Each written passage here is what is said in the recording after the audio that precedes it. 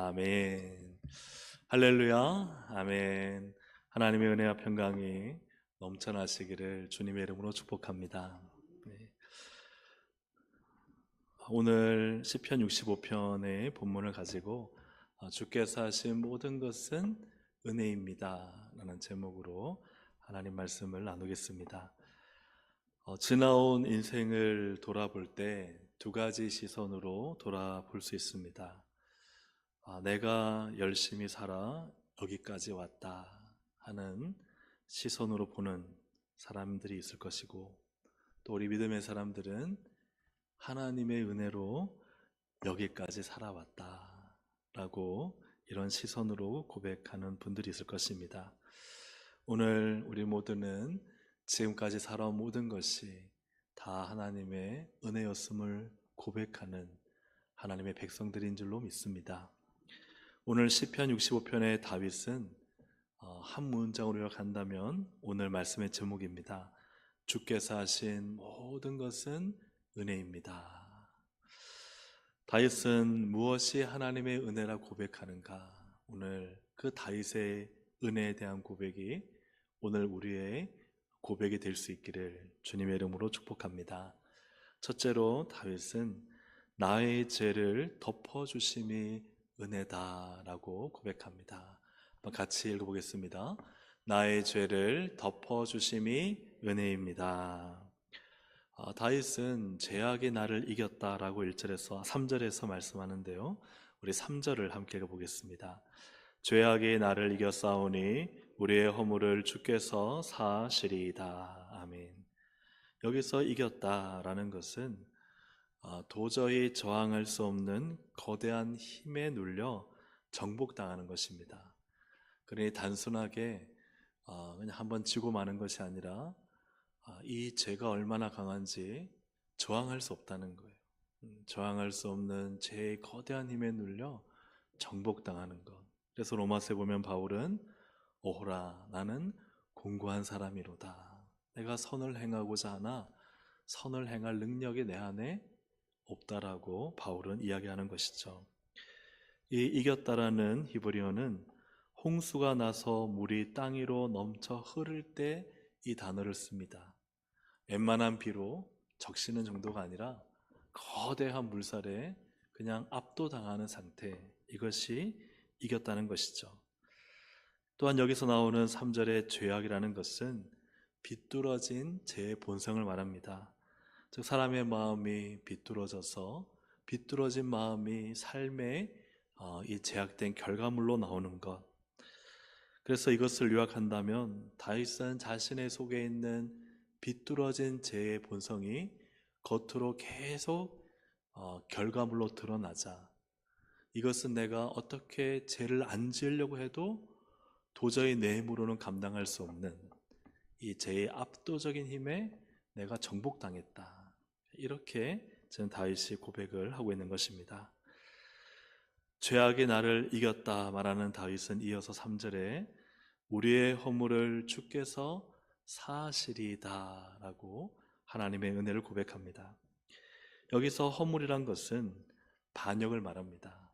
하나님을 향해 반역을 했다는 거예요. 그래서 우리가 죄를 진다는 것은 하나님께 반역하는 행위입니다.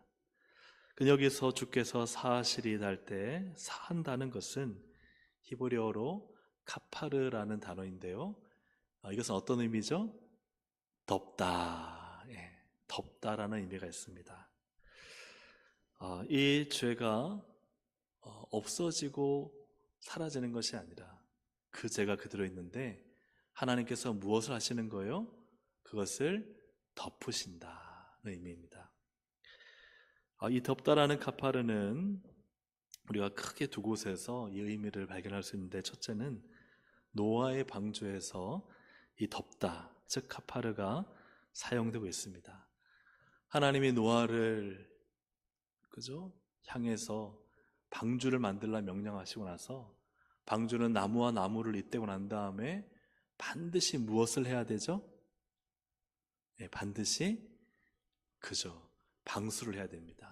그 방수용 재료가 뭐였느냐?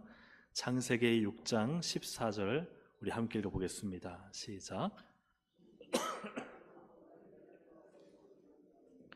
그 안에 칸들을 막고 역청을 그 안팎에 칠하라. 아멘. 뭘 칠해요? 역청이에요. 이게 가파르입니다. 그러니까 배를 덮는 것이죠. 덮는데 완전히 그 어떤 물 한 방울도 못 들어오도록 덮는다 하는 것이 가파르예요. 지금 하나님의 진노의 심판이 홍수로 온 사람들을 멸할 때 덮는다는 거예요. 덮어서 이 방주 안에 노아와 그의 가족들을 보호하고 살리고 구원한다는 의미입니다. 그래서 홍수로 죽어야 할 노아와 그의 가족들을 하나님께서 은혜를 베푸시는데 그것이 바로 역청, 덮는다는 거예요.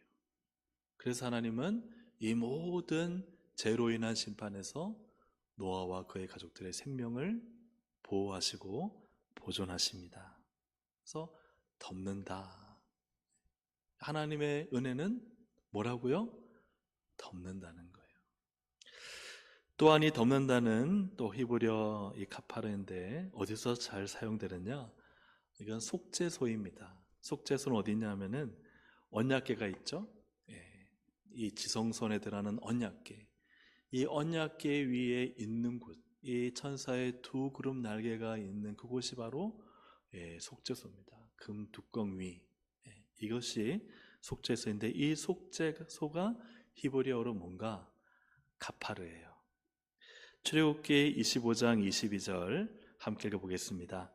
거기서 내가 너와 만나고 속죄소 위 곧 증거궤 위에 있는 두 그룹 사이에서 내가 이스라엘 자손을 위하여 내게 명령할 모든 일을 내게 이르리라. 아멘. 속죄소, 곧 증거궤 위, 이거 뚜껑 있는 그곳이 속죄소라는 거예요. 그것이 속죄소가 히브리어로 카파르입니다. 무엇을 덮고 있습니까? 언약궤를 덮고 있잖아요. 근데 언약궤 안에는 무엇이 있죠? 세 가지가 있잖아요. 첫 번째는 언약의 두 돌판, 십계명의 돌판이 있죠. 또한 그렇죠, 아론의 쌍난 지팡이가 있고 또 뭐가 있죠? 만나를 담은 금 항아리가 있습니다. 중요한 것은 이 하나하나의 의미를 본다면 이것은 모두 다 인간의 반역의 흔적이 있다는 거예요. 십계명의 두 돌판을 받을 때, 모세가 시내산에 올라가 십계명의 두 돌판을 받을 때 이스라엘 백성들은 아론을 중심으로 무엇을 했습니까? 금송아지 만들어서 우상을 섬겼습니다. 그래서 모세가 내려와서 그 돌판을 던져서 깨뜨리잖아요. 그래서 이 두 돌판이 그 속에 들어갔다. 물론 하나님의 계명이라는 의미도 있지만, 그러나 그 계명 돌판에 세워지기까지 인간의 반역의 흔적이 거기에 들어가 있는 것이죠. 만나를 담은 이 금항아리로 만나 생각하면 어떤 생각이 나십니까? 이스라엘이 먹을 것이 없다고 불평하고 늘 원망하는, 그래서 이 만나는 하나님이 우리에게 양식을 주시는 은혜인과 동시에 그 은혜가 없다고 날마다 불평하고 원망하는 인간의 반역의 모습이 거기에 또한 흔적으로 담겨져 있는 것이죠. 아론의 쌍난 지팡이의 배경을 아십니까? 하나님이 그냥 아론의 지팡이에 싹을 나게 하신 것이 아니라 이 당시의 지도자들 가운데 모세와 아론만 하나님의 사람이냐? 왜 그만 특별하게 대우하냐? 우리도 모세와 아론과 별 다를 바 없다. 하나님이 지팡이 단 하나씩 들고 와라. 누구의 지팡이에서만 싹이 났어요? 아론의 지팡이에서. 그래서 하나님께서 이 아론을 제사장으로 삼으셨다는 의미도 있지만, 그러나 거기에는 인간이 하나님이 세우신 지도자에 대한, 즉 하나님에 대한 도전과 반역 또한 그 아론의 쌍난 지팡이의 흔적으로 있는 것이죠. 그래서 덮고 있다. 이 덮고 있는데 무엇을 이 속죄소가 카파르가 덮고 있느냐? 인간의 반역의 모습을 사실은 하나님께서 덮고 계신 것입니다. 늘 하나님의 계명을 기다리기보다 우상을 만들고 내 안에 우상을 만들어서 죄를 짓고 또 하나님께서 주신 은혜의 만나를 기다리기보다 원망하고 불평하고 하나님이 세우신 권위에 대해서 늘 도전하고 사실은 그것은 하나님을 도전하는 것이죠. 하나님을 도전하는 이 인간의 반역을 하나님은 그분의 속죄소로 덮고 계시다는 것입니다. 그래서 이 속죄소를 우리가 시은자라 합니다. 시은자, 하나님의 은혜가 있는 자리다. 하나님의 은혜가 무엇입니까? 덮는 것입니다. 하나님의 은혜는 우리의 모든 연약함을 덮고 그럼에도 불구하고 계명을 주시고 그럼에도 불구하고 만나를 주시고 그럼에도 불구하고 지도자를 주셔서 하나님의 거룩한 일을 하나님께서 이루어 가시는 것입니다. 그러므로 오늘 이 다윗의 이 고백 3절을 통해서 하나님의 은혜가 무엇인가? 하나님의 은혜는 나의 이 비뚤어진 재성과 이 반역의 허물이 없어지는 게 은혜가 아니라 성화 가운데 없어지겠지만 그러나 그것이 은혜가 아니라 사실은 그러한 나를 하나님이 어떻게 하세요? 덮고 계시다는 거예요. 예수 그리스도의 보혈로 우리를 덮으신 줄로 믿습니다. 우리가 좀 잘나고 괜찮고 의롭고 열심이어서 하나님이 우리를 사랑하시는 것이 아니라 여전히 모나고 부족하고 냄새나고 이기적이고 추악하고 교만해도 하나님은 예수 그리스도의 보혈로 우리를 덮으셔서 우리를 사랑하시는 것, 우리를 여전히 자녀 삼으신 것, 우리를 버리지 않으신 것, 그것이 하나님의 은혜인 줄로 믿습니다. 두 번째로 다윗은 무엇이 하나님의 은혜라 하는가? 두 번째, 하나님을 가까이 하게 하심이 은혜다 하는 사실이죠. 같이 한번 읽어보겠습니다. 하나님을 가까이 하게 하심이 은혜입니다. 하나님은 왜 허물을 덮으시는가? 목적이요, 가까이 하시라는 거예요. 여러분 아이들 너무 사랑하잖아요. 자녀들이 학교 오면 너무 사랑하는데 자녀가 똥물을 뒤집어 쓰고 왔어요. 그러면 부모는 뭐라 그럽니까? 씻고 와라. 그죠? 씻고 와라. 하나님은 거룩하시기에 거룩하지 않은 자가 하나님을 가까이 할 수가 없습니다. 우리를 덮으셔서 목적이 무엇인가? 우리를 가까이 하기 위함이시죠. 우리 4절을 함께 읽어보겠습니다. 주께서 택하시고 가까이 오게 하사 주의 뜰에 살게 하신 사람은 복이 있나이다. 우리가 주의 집 곧 주의 성전의 아름다움으로 만족하리이다. 아멘. 정말 큰 복은 하나님이 우리를 가까이 오게 하셨다는 거예요. 주께서 뭐 하시고? 택하시고. 왜 택하셨어요? 가까이 오게 하셨어요. 그 주의 뜰, 하나님의 성전에서 하나님을 예배하며 살도록 하신 사람은 복이 있는 줄로 믿습니다. 그러니 무엇이 복인가? 첫 번째로 하나님이 예수 그리스도의 보혈로 나의 죄를 다 덮어주신 게 복이고, 그러한 우리를 하나님 곁으로 불러서 하나님을 예배하도록 하신 것이 복이고 은혜입니다.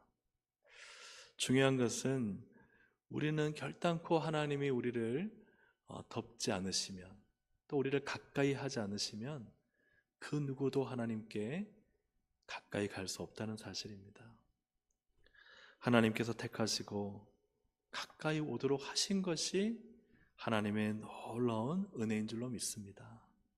그러므로 우리의 구원은 철저히 전적으로 하나님이 하신 일입니다. 나의 어떤 노력이나 하나님을 찾고자 하는 몸부림이 아니라 하나님이 나를 택하셔서 가까이 하게 하시니 우리가 기도 가운데, 예배 가운데 하나님을 만나고 하나님을 가까이 할 수 있는 것이죠. 그러므로 은혜는 무엇입니까? 하나님이 나를 택하여 주셨다니, 나를 택하셔서 이렇게 가까이 하시고 은혜를 베풀어 주신다니, 오늘 예배 가운데 하나님이 나의 심령에 정말 은혜의 강수를 넘쳐나게 하신다니, 하나님의 임재를 경험하게 하신다니, 그것이 하나님의 나를 사랑하시는 은혜인 줄로 믿습니다. 근데 우리가 비교해서 볼 것은 시편 73편에 보면 하나님께 가까이 하라는 표현이 나옵니다. 우리 시편 73편 27절부터 28절을 함께 읽어보겠습니다. 시작. 무릇 주를 멀리하는 자는 망하리니 음녀같이 주를 떠난 자를 주께서 다 멸하셨나이다. 하나님께 가까이 함이 내게 복이라. 내가 주 여호와를 나의 피난처로 삼아 주의 모든 행적을 전파하리이다. 아멘. 시편 65편 오늘 본문은 하나님이 가까이 오게 하신다는 거예요. 근데 시편 73편은 하나님을 우리가 멀리하면 안 되고 하나님께 가까이 가야 한다는 사실입니다. 그렇다면 여러분, 우리가 이것을 어떻게 이해하고 비교할 수가 있겠습니까? 시편 65편 오늘 본문에 하나님께서 가까이 오게 하시는 것은 전적인 하나님의 은혜라는 사실입니다. 하나님의 은혜가 아니고는 누구도 하나님을 알 수 없고 하나님을 믿을 수 없고 하나님께 가까이 나갈 수가 없다는 사실입니다. 구원은 전적인 하나님의 은혜입니다. 우리가 하나님을 알고 믿는 것은요, 결단코 내 힘과 내 지혜가 아닙니다. 65편은요, 하나님이 택하시고 가까이 하게 하신 이 모든 것이 다 하나님의 은혜라는 사실을 말씀하고 있습니다. 하지만 시편 73편에 우리가 하나님께 가까이 가야 한다는 것은 무엇인가? 하나님의 은혜 안에 있는 자가 그 은혜 안에 머물러야 한다는 사실입니다. 그것은 우리가 하나님의 은혜 안에 머물도록 자발적으로 또 능동적으로 적극적으로 하나님을 예배하고 말씀으로 기도로 살아야 함을 가르쳐주고 있습니다. 시편 65편은 하나님의 주권적인 은혜에 의해 받는 구원이라면, 시편 73편은 저는 구원받은 성도가 하나님의 은혜를 향해 자발적으로 나아가는 것을 말씀하고 있습니다.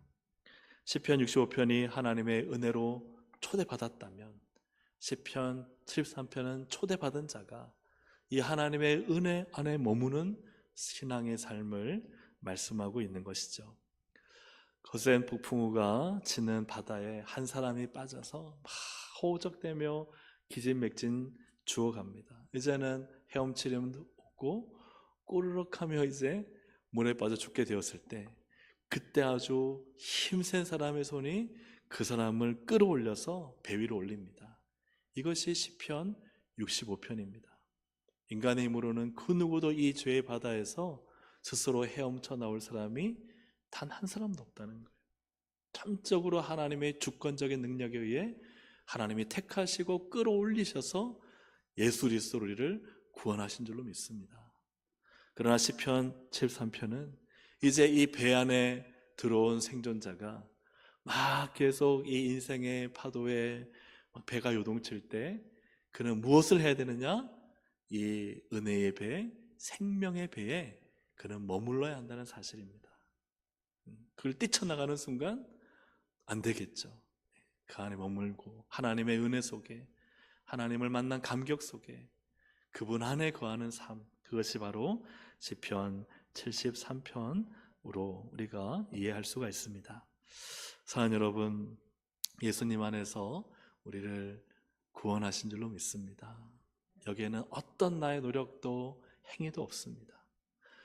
신방을 갔는데요, 우리 집사님 한 분, 좀 노 집사님에게, 집사님 천국 소망 가져야 됩니다 하고, 천국에 어떻게 하면 갑니까?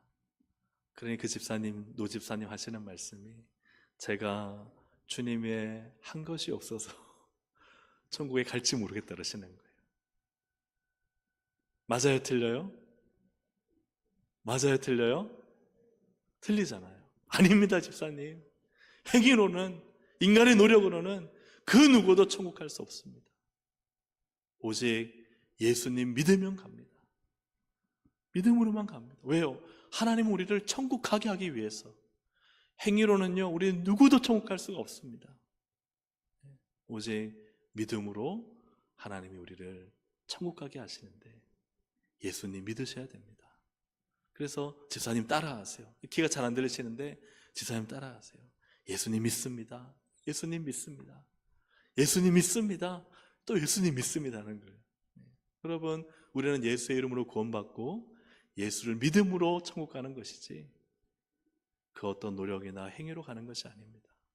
그러니 구원은 전적인 은혜예요. 믿음이라는 우리의 행위가 아닌, 믿는다는 가장 단순한 일을 통해 우리에게 천국이라는 엄청난 보화를 선물로 주셨으니, 하나님의 자녀 삼아 주셨으니 얼마나 놀라운 은혜입니까? 어떤 행위나 노력으로 되는 것이 아니라 다 별것 아닌, 죄송합니다, 믿음을 제가 평가절하한 게 아니라 행위나 노력으로 한다면요, 여러분 얼마나 고통스럽겠습니까? 얼마나 고되겠습니까? 이슬람 보십시오. 이슬람 무슬림들로요, 당신 천국 가서 이렇게 좋은 엄청난 그 상급 받으려면 순교하라는 거예요. 이단들 보세요. 이단들이요, 얼마나 사람들을 미혹합니까? 너가 14만 4천 명이 들어가려면 그렇게 살면 안 된다는 거예요. 그러나 우리 하나님은 은혜와 사랑의 하나님이신 줄로 믿습니다. 우리가 예수님을 나의 구주로 믿기만 하면은 누구든지 천국 갈 수 있도록 하신 이 은혜야말로 정말 위대하고 놀라운 은혜와 사랑이 아니겠습니까? 사랑하는 여러분, 은혜는 우리로 하여금 정말 이 모든 구원이 하나님의 전적인 은혜임을 깨닫고, 그래서 하나님을 가까이 하고 하나님을 예배하며 살도록 이렇게 부르신 삶이 은혜임을 믿으시기를 주의 이름으로 축복합니다. 아멘. 그런데 사람들은요, 은혜가 뭔가, 내가 필요한 것을 얻으면 은혜라고 생각해요. 여러분, 은혜는요, 나의 죄가 덮여지는 것이 은혜입니다. 죄가 덮여진 나를 하나님이 가까이 하시는 게 은혜입니다. 여러분, 이 은혜로 충만하시기를 주의 이름으로 축복합니다. 그리고 세 번째 은혜, 그것은 풍성한 공급으로 즐겁게 하심이 은혜다. 한번 같이 읽어보겠습니다. 풍성한 공급으로 즐겁게 하심이 은혜입니다. 다윗은 온 만물을 보며 하나님의 일하심을 발견하고 노래합니다. 첫째, 하나님은 만물을 다스리신다. 6절부터 7절 함께 읽어보겠습니다. 주는 주의 힘으로 산을 세우시며 권능으로 띠를 띠시며 바다의 설렘과 물결의 흔들림과 만민의 소요까지 진정하시나이다. 산과 바다와 물결과 또 이상의 모든 사람들, 백성들, 통치까지도 하나님의 손에 있다는 거예요. 만물은 다 하나님의 손에 있습니다. 하나님이 만물을 다스리시는데 하나님은 그렇다면 무엇을 하시는가? 두 번째로 함께 읽어보겠습니다. 하나님은, 시작. 하나님은, 8절부터 10절을 보면 이렇게 노란색 부분으로 굵게 된 것을 보면요, 하나님께서요, 만물을 다스리시면서 무엇을 하시냐? 즐거워하게 하시고, 심히 윤택하게 하시고, 가득하게 하시고, 곡식을 주시고, 물을 넉넉히 대셔서 결국은 무엇을 주세요? 복을 주세요. 하나님은 이 모든 만물을 다스리시면서 이 온 땅을 즐거움과 풍성함으로 가득하게 하신다. 오늘날 우리가 살아가는 모든 이 소산의 즐거움은 하나님께로부터 온 줄로 믿습니다. 농경시대뿐만 아니라 오늘 현대사회의 모든 직장과 기업과 경영을 통해 주시는 모든 풍성함은 다 하나님의 은혜입니다. 하나님께서 내게 필요한 것들을 공급하여 주셔서 즐거워할 수 있는 것은 다 하나님의 은혜라는 사실이에요. 근데 그 하나님께서 이 계절을 정하셔서 그분의 일을 이루시는데, 세 번째로 하나님은 1년의 때를 은혜로 주관하고 계시다는 것이죠. 우리 11절과 13절을 함께 보겠습니다. 주의 은택으로 한 해를 관시우시니 주의 길에는 기름방울이 떨어지며 들의 조장에도 떨어지니 작은 산들이 기쁨으로 띠를 띄었나이다. 초장은 양떼로 옷 입었고 골짜기는 곡식으로 덮였음에 그들이 다 즐거이 외치고 또 노래하나이다. 아멘. 모든 소상과 결실의 때가 있잖아요. 특히 당시 농경시대, 또 초장, 양떼들을 먹어야 되는 이러한 때에는요, 하나님이 다 초장을 입히시고 밭에 곡식을 나게 하시는 좋은 날씨와 기후를 통해서, 물의 공급을 통해서 하나님은 1년의 때를 은혜로 경작하신다는 거예요. 그래서 우리가 그 풍성한 은혜로 즐거워하고 또 하나님을 노래하며 찬양하도록 하셨다. 이것을 통해서 하나님은 만물을 통치하고 다스리시는데 무엇을 위해 하시느냐? 사랑하는 여러분, 우리를 위해 하시는 줄로 믿으시길 바랍니다. 하나님은 나를 위해 일하고 계시다는 사실이에요. 하나님은 저 우주에서 그냥 기후를 혹은 나라의 어떤 바다의 물결을, 어떤 나라의 소요를, 그것만이 아니라 하나님은 오늘 한 사람 한 사람의 삶에 모든 필요한 것들을 공급하시고 즐겁게 하시고 또 그것으로 하나님을 노래하게 하시는 하나님이신 줄로 믿습니다. 하나님은 사실 우리의 삶, 나의 삶에 관여하고 계시고 관심을 가지신다는 사실입니다. 그래서 우리가 기도할 때 하나님은요, 들어주세요, 안 들어주세요? 들어주세요, 안 들어주세요? 들어주세요. 네. 이것이 하나님의 관심이기 때문에 그렇습니다. 하나님의 관심은 이 만든 모든 우주 만물, 첫째 날부터 여섯째 날 사람 만들기 전까지 보다 이 모든 것을 통해서 마지막 여섯째 날 끝에 만드신 사람에게 하나님은 관심을 갖고 계시다는 사실이에요. 마태복음 10장 30절부터 31절을 함께 읽어보겠습니다. 너희에게는 머리털까지. 마태복음 PPT를 올려주세요. 없나요? 마태복음 제가 읽겠습니다. 마태복음 10장 30절 31절. 너희에게는 머리털까지 다 세신 바 되었나니 두려워하지 말라. 너희는 많은 참새보다 귀하니라. 하나님은요, 우리를 다 아신다는 거예요. 가장 사랑하는 사람도 내 머리털을 셀 수 없습니다. 세알리지도 않습니다. 그러나 하나님은 내 모든 것에 관심을 가지고 알고 계시다는 사실입니다. 시편 121편 3, 4절을 보면 우리가 잘 아는 말씀이죠. 여호와께서 너를 실족하지 아니하게 하시며 너를 지키시는 이가 졸지 아니하시리로다. 이스라엘을 지키시는 이는 졸지도 아니하시고 주무시지도 아니하시는도다. 아멘. 누가 나를 위해 24시간 지켜줄 사람이 누가 있습니까? 아무도 없죠. 그러나 하나님은 우리의 24시간을 지키고 계십니다. 하나님은 나에게 관심이 있으세요. 이사야 49장 15절 16절을 보면 여인이 어찌 그 젖먹는 자식을 잊겠으며 자기 태에서 난 아들을 긍휼히 여기지 않겠느냐. 그들은 혹시 잊을지라도 나는 너를 잊지 아니할 것이라. 내가 너를 내 손바닥에 새겼고 너의 성벽이 항상 내 앞에 있나니. 나는 너를 뭐하지 아니할 것이라? 잊지 아니할 것이라.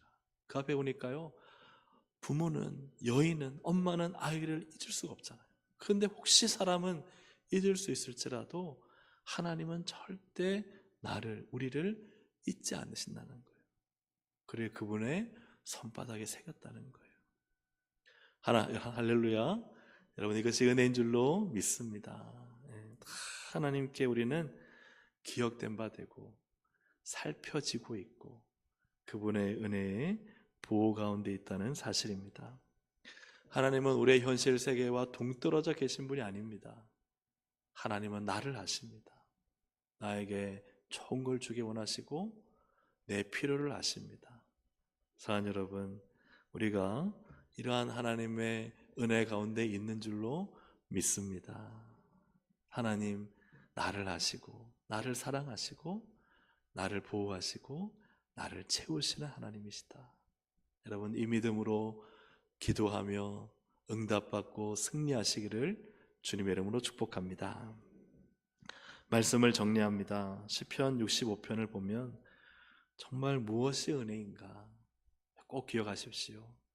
막 세상의 것, 내가 욕심 가지는 거 얻어야 은혜가 아닙니다. 내 죄가 예수의 보혈로 덮어졌다는 것이 은혜입니다.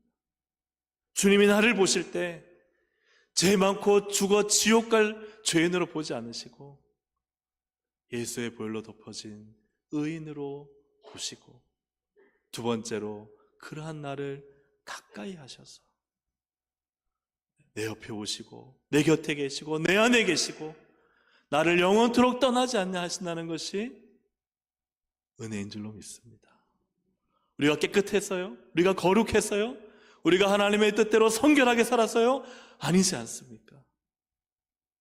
더럽고 추하고 교만하고 이기적이고 냄새나고 곰팡이가 피어도 주님은 우리를 떠나지 않으시고 영원토록 함께 하시지 않습니까?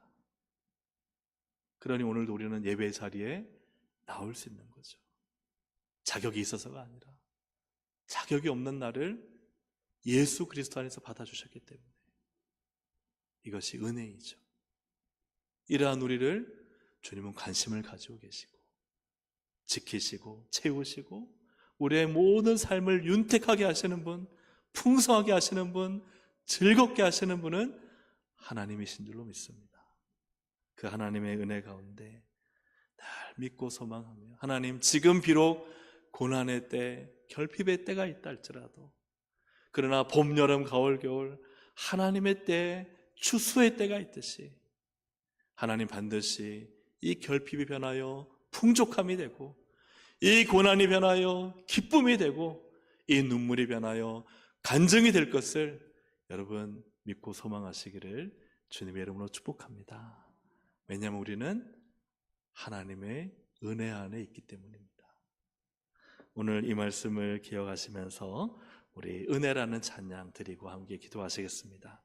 내가 누려왔던 모든 것들이, 내가 지나왔던 모든 시간이, 내가 걸어왔던 모든 순간이 다 하나님의 은혜입니다. 함께 고백하시겠습니다.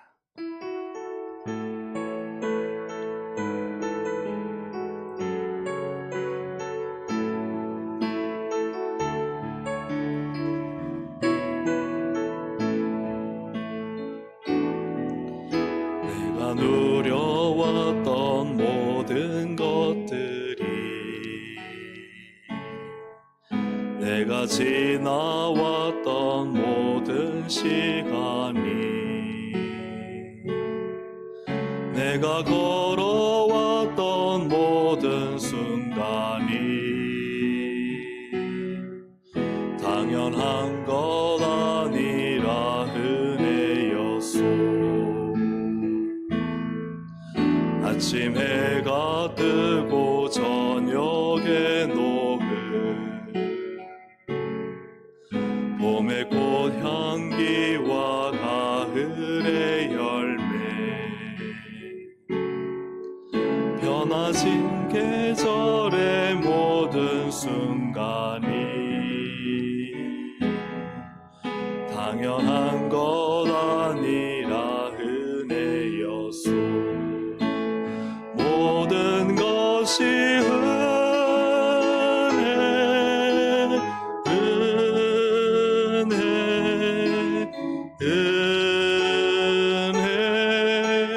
한없는 은혜, 내 삶에 당연한 것 하나도 없었던 것은 모든 것이 은혜였소. 내가 이 땅에 태어나 사는 것, 어린아이 절과 지금까지 숨을 쉬며 살며 꿈을 꾸는 삶 당연한 것 아니라 은혜였소. 내가 하나님의 자녀로 살며 오늘 찬양하고 예배하는 삶 복음을 전할 수 있는 축복이 당연한 것 아니라 모든 것이 은혜 모든 것이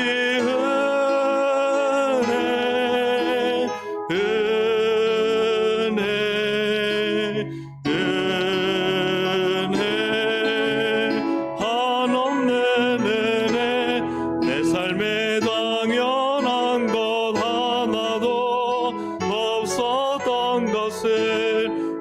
것이 은혜 모든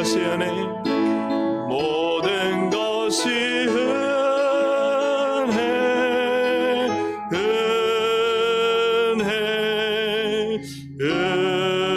은혜 한없는 은혜 내 삶에 당연한 것 하나도 없었던 것은 모든 것이 은혜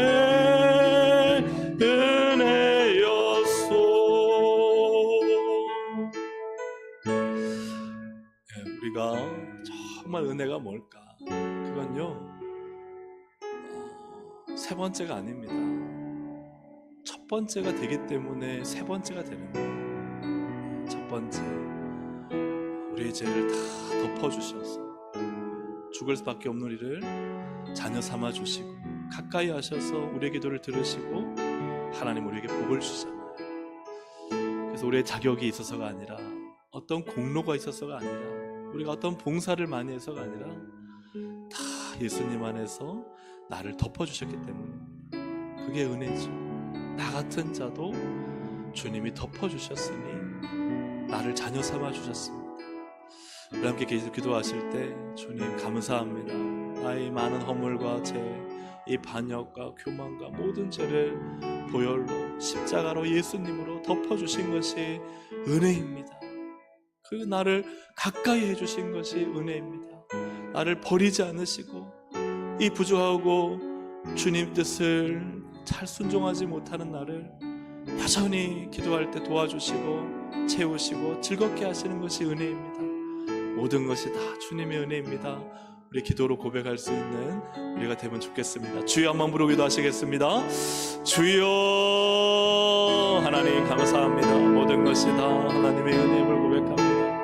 하나님 더럽고 추하여 지옥에 갈 수밖에 없는 하나님 많은 형벌과 하나님 평생 영원토록 고통 가운데 형벌 가운데 살아야 될 우리를 예수 그리스도 안에서 택하시고 구원하시고 그 보혈로 덮어주시고 하나님 우리를 예수의 의의 옷으로 입혀주셔서 하나님 우리로 하여금 우리를 자녀 삼아주시고 아무 자격도 능력도 공로도 봉사도 행한 것도 없지만 그저 하나님 은혜로 우리를 사랑하여 주시고 덮어주신 것이 하나님의 은혜임을 고백합니다.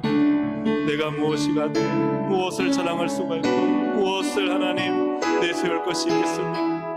다 하나님의 은혜인데 하나님 그 은혜에 감사하고 감격하고 그 은혜를 찬양하고 노래하고 하나님 우리가 살아가는 이 하루하루의 삶 1년의 삶 하나님 한 달 한 달 받는 모든 것들이 다 하나님의 은혜인데 하나님 우리가 하나님 내가 노력했다 내가 수고했다 하나님 이러한 교만한 자리에 앉지 않게 해주시고 다 하나님의 은혜를 깨닫고 하나님의 은혜로 태어나 하나님의 은혜로 하나님 숨이 붙어있고 하나님의 은혜로 공급받고 하나님의 은혜로 예배드리며 하나님의 은혜로 살고 하나님의 은혜로 봉사하고 하나님의 은혜로 여기까지 왔음을 찬양하며 우리의 모든 마지막 영원한 순간까지도 다 하나님의 은혜 안에 있음을 하나님께서 붙들고 계시기에 오늘도 하나님 우리는 믿음 가운데 살 수 있고 하나님이 오늘 나를 붙들고 계시기에 이 사명과 봉사를 감당할 수 있고 하나님이 나를 붙들고 계시기에 하루하루에 먹을 것을 공급하고 있음을 하나님 우리가 깨닫고 감사하고 하나님의 은혜만을 즐거워하며 노래하며 찬양하는 믿음의 삶, 복된 삶을 살 수 있도록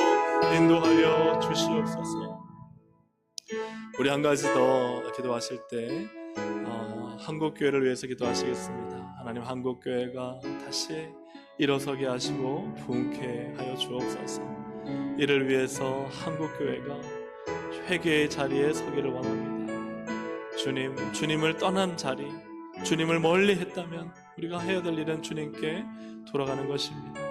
세속화되고 물질화되고 또 하나님을 떠난 많은 모습들, 한국교회가 회개하게 하시고 다시 말씀으로 다시 주님께로 돌아올 수 있는 한국교회가 되어서 온 열방을 위해 기도하며 선교하는 한국교회가 될 수 있도록, 또 북녘 땅을 품고 통일한국, 복음 통일한국을 이루는 한국교회가 될 수 있도록, 우리 다음 세대 자녀들이 살아나고 일어서고 부흥케 되는 한국교회가 될 수 있도록, 이 땅의 빛과 소금이 되는 한국교회가 될 수 있도록 우리 시간 주여 한번 부르고 함께 우리 한국교회와 또한 우리 교회를 위해서 기도하시겠습니다.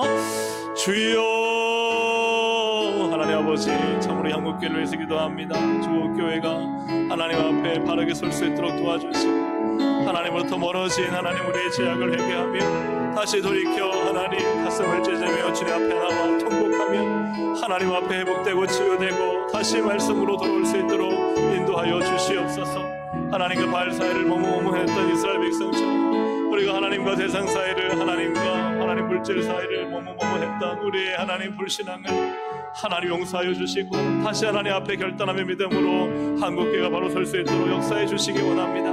회개의 자리에 서게 하여 주옵소서. 통곡하며 하나님 우리의 지은 죄악을, 하나님을 떠난 죄악을 회개하며 다시 하나님 눈물의 기도의 자리, 예배의 자리가 다시 회복되고 하나님 일어설 수 있도록 인도해 주시기 원합니다.